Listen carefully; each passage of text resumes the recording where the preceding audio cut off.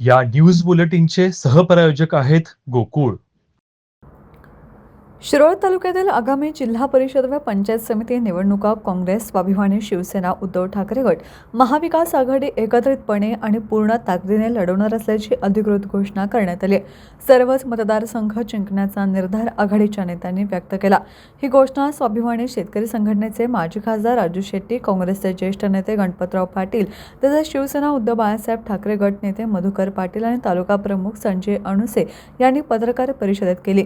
पत्रकार परिषदेत महाविकास आघाडीतील काँग्रेस, स्वाभिमानी शेतकरी संघटना आणि शिवसेना उभाठा यांच्या शिरोळ तालुक्यातील जागावाटप अंतिम झाल्याची माहिती देण्यात आली. त्यानुसार एकूण 7 जिल्हा परिषद व 14 पंचायत समिती मतदारसंघांचे पक्षनिहाय वाटप करण्यात आले आहे.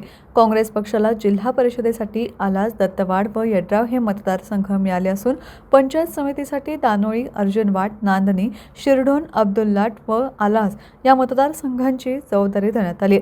स्वाभिमानी शेतकरी संघटनेला जिल्हा परिषदेसाठी अब्दुल्लाट, नांदणी व दानोळी तर पंचायत समितीसाठी अक्कीवाड, दत्तवाड, गणेशवाडी, कोथई, उदगाव व चिपरी हे मतदारसंघ देण्यात आले आहेत. शिवसेना उद्धव बाळासाहेब ठाकरे गट यांना जिल्हा परिषदेसाठी उदगाव व पंचायत समितीसाठी यड्राव व टाकळी हे मतदारसंघ मिळाले आहेत.